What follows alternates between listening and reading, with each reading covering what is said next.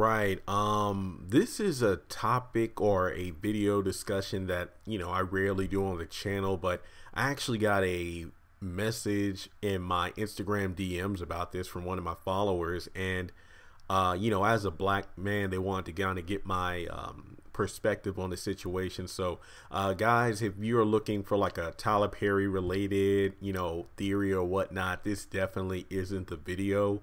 But hey, there's over 620 other videos on the channel, so I'm pretty sure I have something you want there. But if you just want my honest opinions on what went down at a Philadelphia Starbucks this weekend, then just stay tuned. But yeah, from my understanding, the news reports, it was two black men who were arrested and escorted out of a Starbucks because I believe like a manager or employee, they noticed two black men came in, sat down, and didn't order anything because, apparently they were waiting for a friend. And just based off the fact that they didn't order anything, we're just sitting there. The employee called the police. They came and escorted the men out. And from the reports I read, the third guy or the friend they were waiting for actually showed up as they were being escorted out of the building. I mean, even customers were saying, the men did nothing wrong. They were just sitting there. And now I remember seeing the hashtag. I think this went down either Friday or Saturday, but I know the next morning I saw, or later that day, hashtag boycott Starbucks. And, this is before I knew the story or what was going on. It's hard to say, but we live in a world where, you wake up and you look online, because really that's how things are done for most people nowadays. You just get online and see what's trending and know what's up. And every time I see the word boycott, I just kind of, take a breath and just like, okay, what's going on this time? Because boycotts can, we had the Monique and the Netflix thing. And I think a couple years ago, I don't know if it was a boycott so much as a holiday movement, because they wanted to change the cups at Starbucks from being Christian. It was some nonsense about a snowflake cup. I forgot. I forgot about it. But I have to say that it is kind of alarming because, well, as a black man, 26 years old, no wife, no kids, I usually I'm an introvert as well. I usually go places by myself because, I'm just the kind of person. I'm not a person that really plans like, hey guys, let's go ahead and meet up at this place. I'm more of a what's the word I'm looking for? Nomad, if you will, where I usually just go out on my own. Sometimes I have a agenda like, grocery store, mall, whatever the case may be. But if it's a day where it's like, what? I've spent enough time sitting in front of a computer. I went to the gym. Now it's time to just go about town, just hang out, do stuff. And if I see friends along the way, then it's kind of like the Wizard of Oz, each time you meet somebody, you hang out and you just keep on easing on down the road.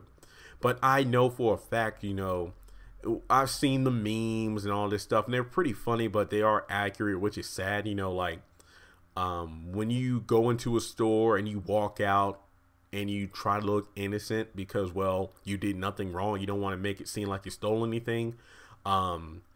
Even going to I have to be honest here. Going to Walmart, I get nervous going through the door, or any door for that matter, like what is it, like the metal detector or store detect, basically the thing that goes off at the door if you have an item that you didn't scan at the register. I get nervous each time I go through that. I mean, just because of the fact, like, I double check, especially in the self checkout, because I check my basket. I know sometimes like the employee watching the the self checkout center in Walmart, they might look at me, but it's like I'll look at my basket like 2 or 3 times over just to make sure everything got scanned, so there's no funny business when I go through the door. And even going to like a basic store like Dollar Tree or even the gas station, because I live on a street where I'm pretty consistent on the stores I go to. Like I usually go to the same Dollar Tree or the same gas station or Food Lion. So for the most part, I try to go into a store, greet the person I see. Like, if I happen to lock eyes with one of the cashiers or, just somebody that works at the front door, I'll be sure to smile, say how you doing, just kind of match the atmosphere, if you will, because as a black man, it's hard to go anywhere because, well, you really have to give off the air of you belong there and that you're not a threat. You have to come across as not intimidating, because I get told a lot. It's like, man, you always look so mean when you walk, or, are you in the military because you don't move your arms? And it's just like, that's how I am. It's like, I'm not a mean person.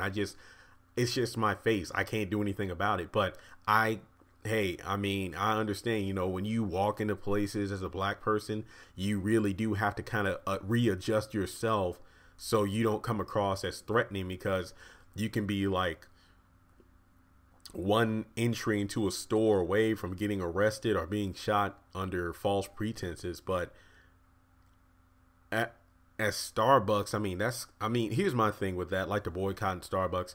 Now, when it comes down to it, that was really like a case of stereotypes and racial profiling that went down, because what confuses me is that Starbucks seems to be a place that kind of advertises, hey, if you're thirsty, come on and get a drink. If you're hungry, we got some desserts and stuff too. We have free Wi-Fi, because here's my thing. Personally speaking, I am not a coffee drinker. I don't really do tea or anything like or cappuccino. I'm not that kind of person. I was on Liberty's campus for 4 years as a student.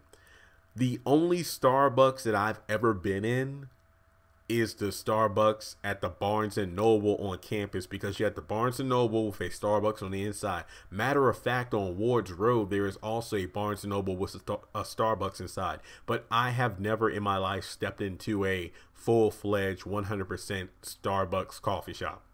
So I've never had a reason to go in there. I think the only time I've went in Starbucks, of course, being in the Barnes & Noble conjoined building, was obviously being on campus, meeting up with people for study groups, projects, things like that.